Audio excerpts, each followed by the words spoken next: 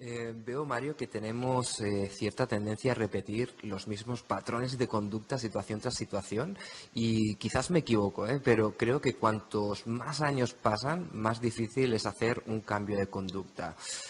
¿Cómo se hace ese cambio? ¿Cómo se cambia la conducta de una persona? Para mí la única forma de poder cambiar de manera estable una conducta es que esa persona aprenda a mirar de forma diferente la realidad. Y cuando tú aprendes a mirar la realidad, lo que hay, mirarte a ti mismo, mirar a los demás, mirar al mundo de una manera distinta, ves cosas diferentes. Ajá. Solo de un cambio en la conciencia, es decir, de un darte cuenta de cosas de las que no te estás dando cuenta, puede surgir una conducta acorde. Esa conducta de tengo que hacerlo porque esto es bueno, tengo que hacerlo porque esto es bueno, es un constante uso de la fuerza de voluntad. Eso para mí tiene un tiempo limitado. Uno no puede estar tirando la fuerza de voluntad toda su vida. Claro. Pero si tú de repente ves que algo que estás haciendo tiene unos efectos que antes no habías visto, de manera natural empezarás a corregir tu conducta. La clave es subir el nivel de conciencia. Para subir el nivel de conciencia hay que ver cosas que no estamos viendo. Y para ver cosas que no estamos viendo tenemos que mirar donde no estamos mirando. Es sorprendente las cosas que se pueden ver cuando se mira. Por ejemplo, una mujer va por la calle y de repente le sorprende ver la cantidad de mujeres embarazadas que hay. Y es sencillamente porque ella se acaba de enterar de que está embarazada.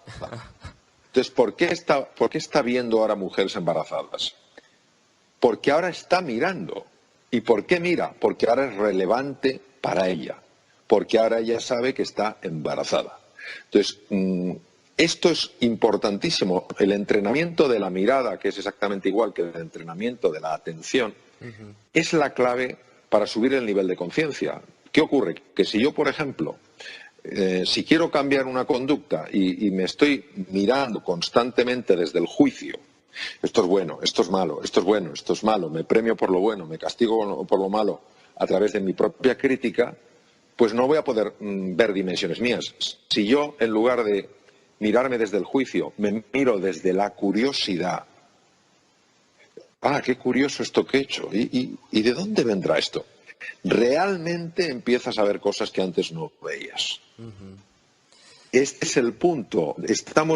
No hemos entrenado la mirada. Y como no hemos entrenado la mirada, vemos lo mismo que hemos visto siempre y actuamos de acuerdo a lo que vemos. Y claro, hacerlo todo en base a la disciplina, un cambio de conducta, tiene para mí sus días contados. Mario, me da la sensación de que el ser humano de por sí es un ser que tiende a lo negativo, ¿no? Porque es mucho más fácil dejarse llevar por emociones negativas o incluso por pensamientos negativos y limitantes que por pensamientos positivos. ¿Se puede hacer un reset o se puede cambiar el chip o es algo que va con nosotros? Bueno, vamos a ver. Es verdad que a nivel cerebral, a nivel de lo que es el funcionamiento de nuestro sistema nervioso, pesa más el peligro que la oportunidad. Y es perfectamente comprensible y tiene todo el sentido del mundo. Es decir, era más importante ver marcas del leopardo antes de que el leopardo lo tuviéramos delante de las narices que descubrir dónde estaban las moras más jugosas de la selva. Entonces, este hardware cerebral es verdad que está muy polarizado hacia lo que es detectar la amenaza por encima de detectar la oportunidad. Sobre todo en algunas personas que ya al nacer, y se han hecho registros muy bonitos, muy interesantes en este sentido, al nacer muestran que esta tendencia a enfocarse sobre todo en el riesgo es mayor de lo que habitualmente es. Entonces hay distintas tipologías que muestran que esta tendencia natural a fijarse más en el peligro y en la amenaza en algunas personas está en un nivel más alto de lo normal. Es decir, son personas que es muy raro que cometan un error porque estarán constantemente calculando todos los riesgos, pero también es muy difícil que consigan algo que valga la pena. porque no se arriesgarán nada. Personas que en un mundo tan cambiante como el actual tienen niveles de ansiedad verdaderamente notables. Dicho esto, aquí entra en juego la mente. La mente es un instrumento de la conciencia, que es decir, la mente es algo de excepcional poder que nadie ha sido capaz de definir porque se escapa a toda descripción, pero sí tenemos intuiciones, sí tenemos sensaciones, sí tenemos algunos elementos que por lo menos a nivel de boceto nos permiten comprender lo que es la mente. Entonces, la mente es un instrumento que nos permite, que permite a la conciencia, al darse cuenta, interactuar con el entorno. La mente humana está al servicio de la conciencia. Gracias, cuando una persona verdaderamente está equilibrada, cuando una persona realmente está ilusionada, el tipo de pensamientos que produce son pensamientos que ayudan mucho a que esa ilusión, ese estar equilibrado, pueda traducirse, por ejemplo, en la fabricación de cosas, en la realización de proyectos, en la elaboración de estrategias, pues que ayuden, por ejemplo, a crear abundancia y prosperidad para muchas personas. Pero algo nos pasó en algún momento de nuestra evolución, de nuestra historia, y la mente se contaminó con un pensamiento que cada vez voy teniendo, entre comillas, más claro que es la raíz de todos los problemas que tenemos los seres humanos. El pensamiento con el que se contaminó es una idea de separación, que estábamos separados de los demás, que estábamos solos y perdidos, que estábamos aislados. Es decir, es un pensamiento que hace que cuando ves a una persona no solo la veas distinta, sino que la veas distante. Esto ha llevado en gran medida, es lo que se llama la mente dualista o la mente condicionada, ha llevado en gran medida a que el ser humano se posicione siempre en la idea de que vive en un universo hostil. Y al tener esa idea de que hay hostilidad, inevitablemente está constantemente posicionándose, atacando, contraatacando y defendiéndose. Claro, la mente, como puede llevar a cabo en el mundo físico aquello que nosotros creemos, pues claro, si uno se siente en peligro, pues se armará bien. Si uno cree que el otro es un contrincante, el mejor contraataque es un buen ataque.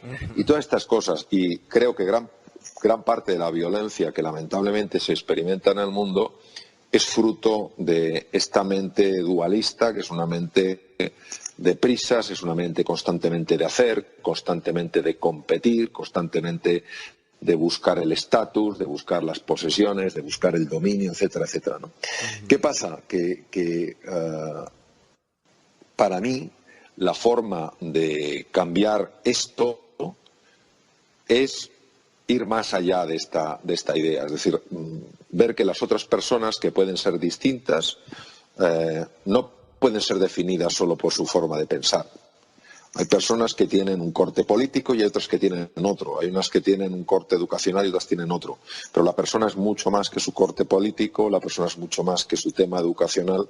Entonces, cuando uno mira a esa persona, entendiendo que esa persona, aunque piense distinto que tú, aunque tenga un background radicalmente diferente, venga de una cultura distinta, sea de un partido que no te gusta, etcétera, etcétera, cuando tú ves que esa persona en su interior también tiene ilusiones como las tienes tú, tiene necesidades, tiene preocupaciones, tiene angustias y que al igual que tú quiere ser feliz, mucha de la animadversión, mucho del rechazo se va mitigando. Y entonces te das cuenta de que al final el resto tiene muy poca importancia, porque cuando dos personas conectan a nivel personal, qué difícil es que puedan entrar en conflicto. Es muy conocido algo que ocurrió en la Primera Guerra Mundial, que duró del 1914 a 1918, que es la famosa guerra de las trincheras y el gas mostaza, donde se hizo una parada en medio de la guerra para celebrar,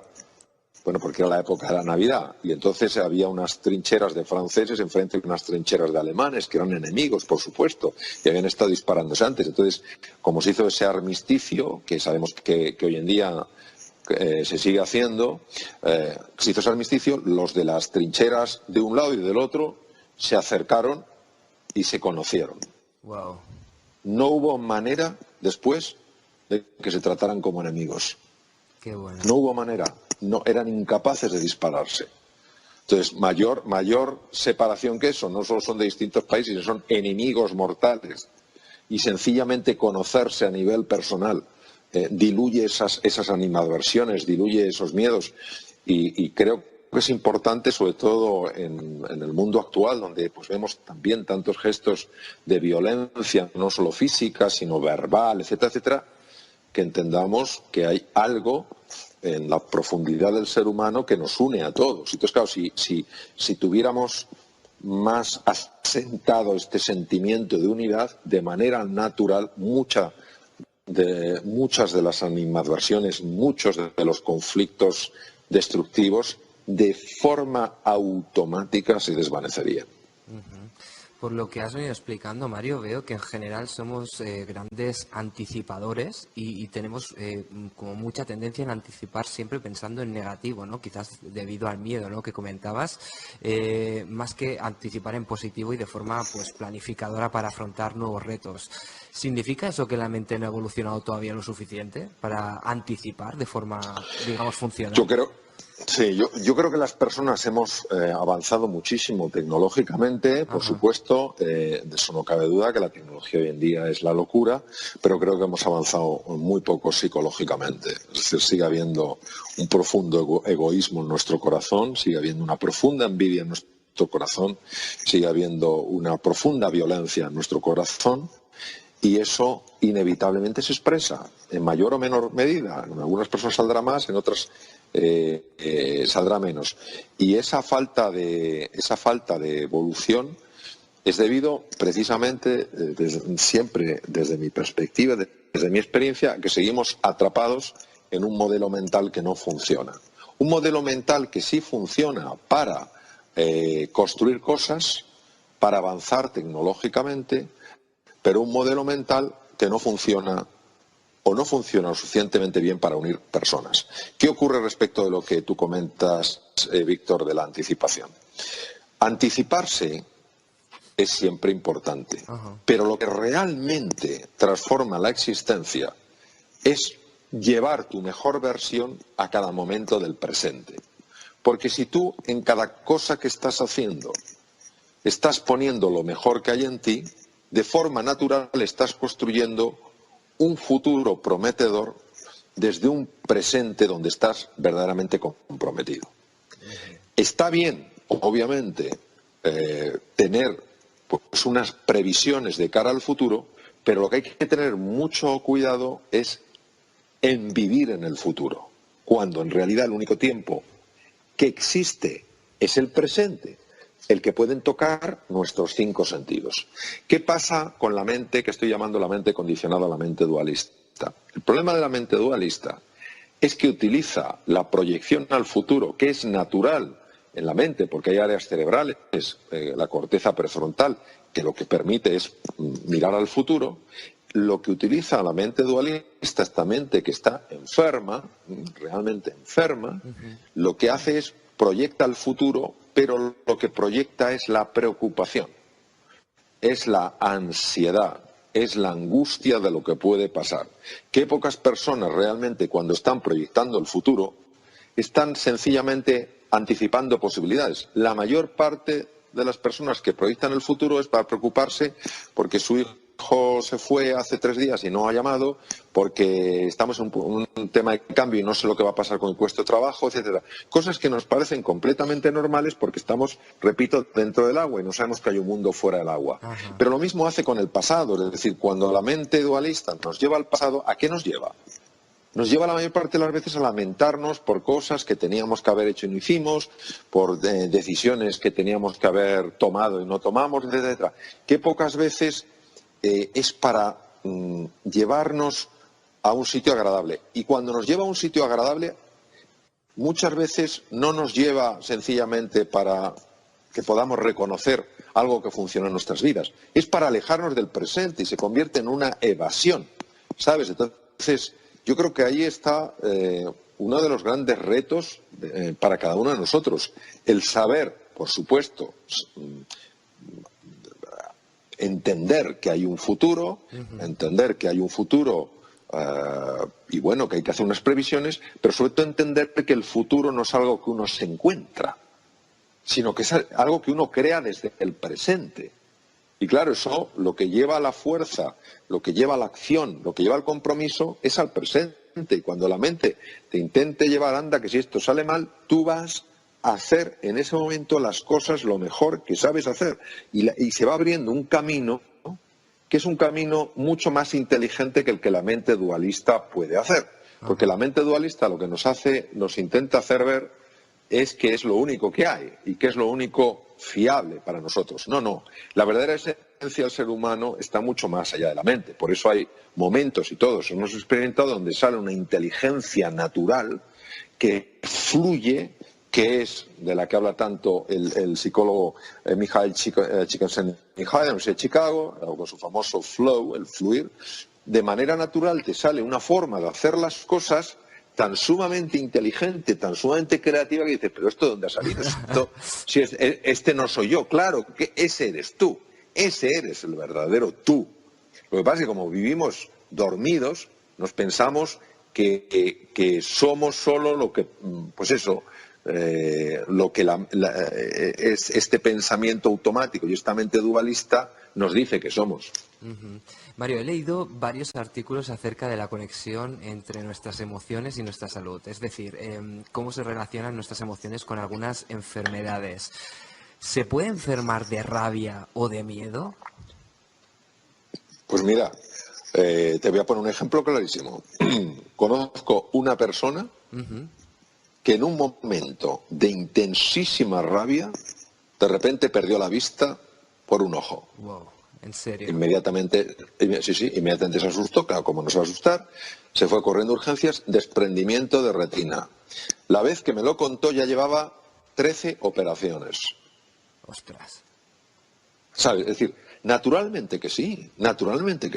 El miedo extremo, claro que puede matar. La rabia extrema puede producirte una subida tan masiva de la tensión arterial que te reviente un vaso cerebral, un vaso de la retina, un vaso del corazón. Naturalmente que sí. Es decir, esto de que el cuerpo y la mente van cada uno a su bola, es que no tiene ningún sentido. Es decir, son dos realidades que no se pueden separar. Sí se pueden distinguir para podernos entender, pero no se pueden separar.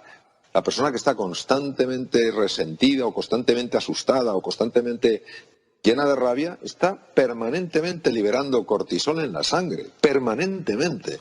El cortisol, que es una hormona muy favorable cuando sigue los ritmos naturales de su liberación, liberado en cantidades tan grandes y de forma tan irregular y tan constante, se va comiendo el hueso, se va comiendo el músculo, el hueso pues produce obviamente una osteoporosis, se va comiendo la matriz ósea, con lo cual es más fácil de una fractura, produce la sarcopenia, la pobreza muscular, porque se va comiendo un músculo, va atacando, sobrecarga el corazón, sobrecarga las arterias, aumenta los niveles de el famoso LDL, el colesterol que se suele llamar, o que se suele comentar como el colesterol malo, etcétera, etcétera.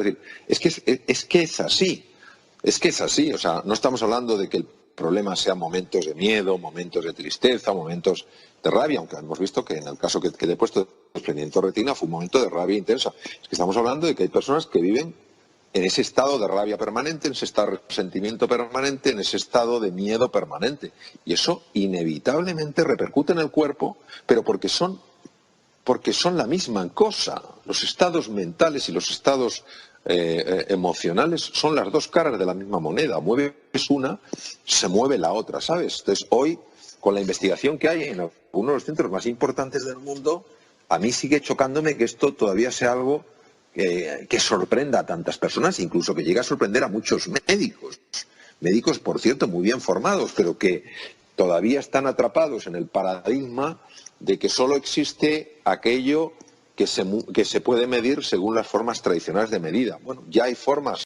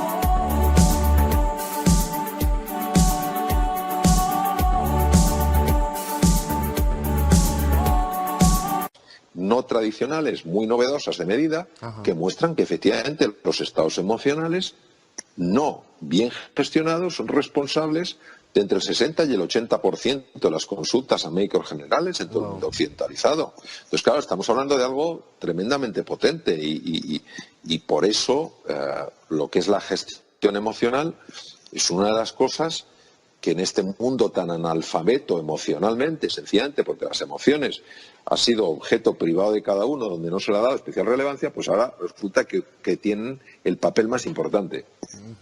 Has hablado antes del estrés, has comentado un poquito por encima, y me doy cuenta que hemos normalizado el estrés en nuestras vidas porque quien más, quien menos, a día de hoy vive sometido al estrés diario, ¿no? Y parece que hay personas que incluso han desarrollado como una tolerancia más alta, ¿no?, al mismo. Y estoy seguro que muchos de nosotros aún todavía no somos plenamente conscientes de lo perjudicial que es para nuestro organismo hasta que nos pasa factura. ¿Cómo podemos estar alerta del estrés y qué hay que hacer para reducirlo? Bueno, en primer lugar, yo diría que nuestra sociedad dice que el estrés es malo, pero aplaude el estrés. La persona que dice que está sumamente, o sea, que no tiene tiempo para nada, es percibida como el gran triunfador. Es el gran triunfador. Alguien tan importante que no tiene tiempo para nada. Todos tenemos el tiempo muy ajustado, está claro. Pero dentro de tener el tiempo ajustado hay una parte que tiene que formar parte de esa inversión de tiempo, que es estar constantemente reequilibrando cada vez que te desequilibras. Entonces, lo primero que es que eso, el que va corriendo de un lado, este debe ser muy importante, este tiene mucha prisa, el que dice, ¿qué tal? No, pues yo bien, estoy tranquilo, este debe ir fatal las cosas, porque si tiene tiempo libre, entonces lo primero que debemos decir es que vivimos en una sociedad que al ser tan absolutamente neurótica, estar tan neurotizada, sigue aplaudiendo los efectos del estrés. A pesar de que, para que os hagamos una idea, en Europa hace años, las cifras siguen aumentando, eran 20.000 millones de euros al año, que es quemar 100 euros por segundo durante 6,4 años. En los Estados Unidos las cifras recientes son de 300.000 millones de dólares. 300.000 millones de dólares. ¿En qué? Bajas laborales, reducción de la eficiencia, conflictos, ansiolíticos, antidepresivos, etcétera. Pero nuestra sociedad sigue pensando que el ir deprisa corriendo de un lado a otro es un signo de que eres una persona importante y que te van bien las cosas. Entonces, ¿qué podemos hacer? Darnos cuenta de que esto es absurdo, de que para poder funcionar bien en la vida hay que estar equilibrado. Que si una persona no está equilibrada, todo lo que haga, tomar decisiones, resolver problemas, ir a visitar a un cliente, tener una charla con su hijo, con su mujer, con su marido, con su amigo, con su novia, con quien sea, va a estar impregnado de esta tensión. Sabemos perfectamente que cuando una persona está sometida a niveles muy elevados del estrés negativo, que se llama distrés, el cerebro experimenta cambios muy profundos y entre estos cambios podemos destacar la muerte de neuronas del aprendizaje y la memoria. Es decir, hay que volver a la sensatez. Si es que cuando una persona está equilibrada, es mucho más eficiente. Es como el leñador que afila su hacha, cortará más árboles que aquel que no afila su hacha. Y el que no afila su hacha se preguntará por qué le tocan los árboles más duros del bosque. No es que te toquen los árboles más duros del bosque. Es que como no tienes el hacha afilada, cada vez vas a tener que levantarte más temprano y acostarte más tarde, porque no tomas ese espacio de tiempo necesario para afilar tu hacha. Entonces, creo que, y además hay muchas empresas, esto ya se está empezando a tomárselo muy en serio. Periodos donde las personas pueden parar, pueden estar a solas para reequilibrarse, porque estamos todos constantemente desequilibrándonos. Entonces, ¿qué es lo que podemos hacer? Primero, caer en la cuenta de que esto no es una cosa que ya la haré. Es que si uno no empieza a incorporarlo en su vida, tiene consecuencias. Claro, que no es ningún castigo, claro, que no es ningún castigo divino. Es que tiene consecuencias. Claro. El organismo necesita. Hay grupos que han hecho montones de estudios, montones de investigación con atletas de primer nivel, Jimmy Connors, Arancha Sánchez Vicario, personas muy, muy expertas en este campo, grupos formados por psicólogos,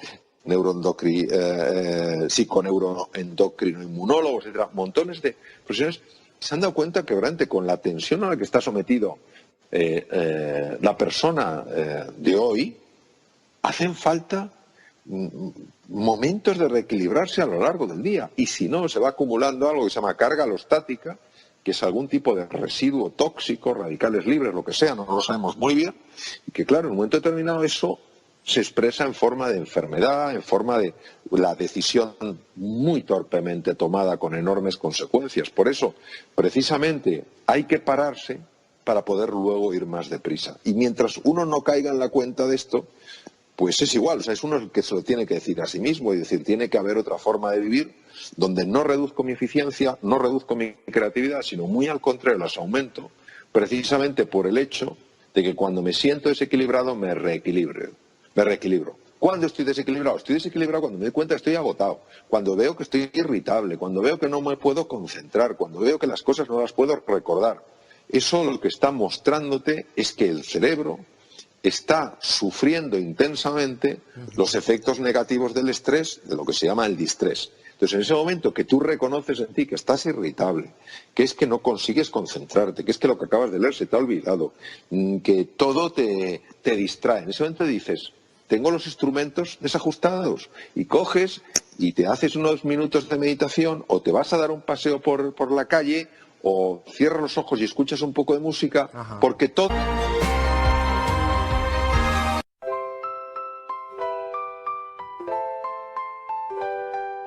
Lakefront breeze whispers your name. City lights dancing in neon flame. Heartbeats quick in a sweet refrain. Your laugh cuts through the summer rain. Electric dreams in your eyes so bright. Bassist grooves with all his might. Holding hands beneath the Willis Towers light. This windy city feels just right. The Navy Pier Ferris wheel spins above as the music takes control, whispers of love. Oh darling, this magic won't fade. Beneath the stars a love parade. With you by my side unafraid. Magic's real, forever will stay. Guitar solo sings a sweet serenade. Your voice is honey, love sweet parade. Chicago blues melt away the shade. In your arms, a future we've made. Drums are beating a rhythm so true. Never want this night to end, just me and you. 80s synth keeps the feeling new. Chicago magic forever will pursue. Oh darling, this magic won't fade. Beneath the stars a love parade. With you by my side unafraid. Magic's real, forever will stay. The doggone night, a memory to hold. A love story forever told. In this magical city our hearts unfold. Chicago night forever will hold.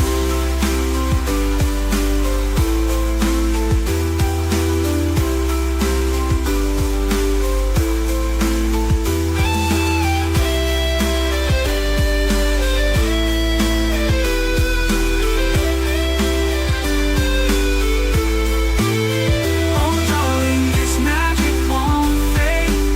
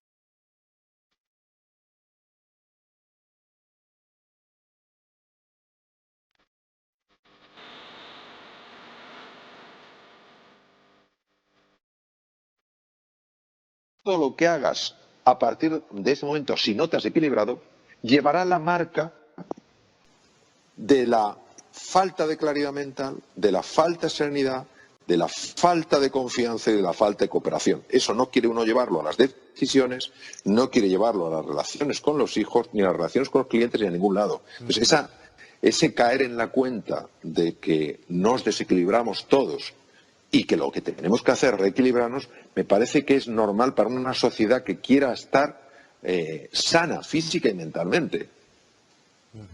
Has mencionado antes en la entrevista, Mario, has hablado brevemente sobre el reconocimiento, ¿no? Que creo que es algo que motiva a muchas personas y muchas veces ligamos el reconocimiento con el éxito y parece que el éxito no es éxito si no hay reconocimiento. ¿Por qué reconocernos a nosotros mismos, nuestro propio éxito, no es suficiente para nosotros? Bueno, yo creo primero que tenemos que redefinir lo que es el éxito. El éxito es algo muy personal de cada uno. Hay gente que son tremendamente idolatrados por un montón de personas y que en su interior están hechos polvo. No tiene sentido lo que hacen, aguantan el tipo como pueden, sonríen forzando todos los músculos del cuerpo, los demás creen que son gente de éxito, ellos no se sienten así. Por tanto, yo sería tremendamente respetuoso con lo que cada uno defina como éxito. Pero no es la sociedad la que tiene que definir qué es el éxito. Es verdad que la sociedad premiará unas cosas y no premiará otras, pero el que tú lleves una vida feliz no puede depender de lo que la sociedad premie o no premie, porque la sociedad tiene un montón de cosas estupendas, pero en esto de entender a las personas está todavía en párvulos. Respecto al tema de por qué es tan importante el reconocimiento. Es tan importante el reconocimiento porque al no conocer de verdad nuestra naturaleza, que es una naturaleza llena de grandeza, basamos nuestra autoestima en un punto de referencia que son los demás. Entonces los demás se convierten en espejos a través de los cuales nos miramos. Si yo tengo claramente la experiencia de que como ser humano valgo la pena, de que hay grandeza en mi interior, las opiniones de los demás me pueden importar, pero no me van a trastornar. Ni en lo bueno ni en lo malo, es decir, ni las buscaré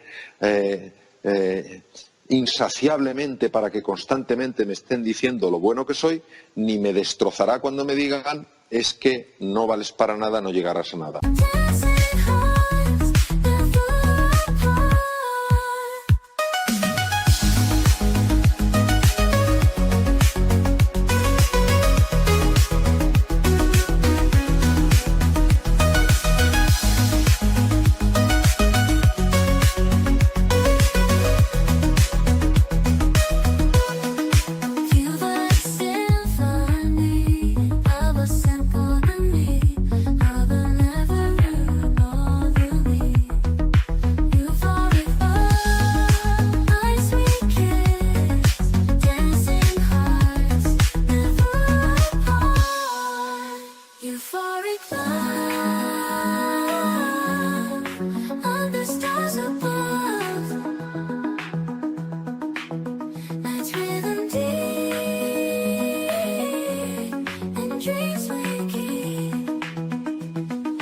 Sencillamente serán comentarios de los cuales sacaré alguna información que obviamente me puede ser útil, pero no se convertirán en la única referencia.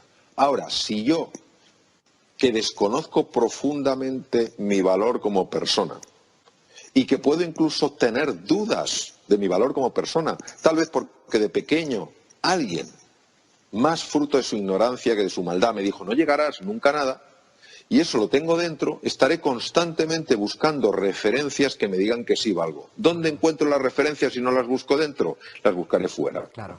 Entonces, claro, esta avidez de reconocimiento es tan intensa en el ser humano precisamente por eso, porque se convierte en una referencia. Dicho esto, obviamente creo que es importante y es justo reconocer a las personas cada vez que hagan algo que verdaderamente añada valor, digamos, a la vida de alguien. Ahora, lo que creo que es contraproducente es esta dependencia excesiva del reconocimiento. Para finalizar, Mario, hay una pregunta que le hago a todos los invitados que pasan por el podcast, que está justamente relacionada con este tema, que es ¿qué es para ti el éxito?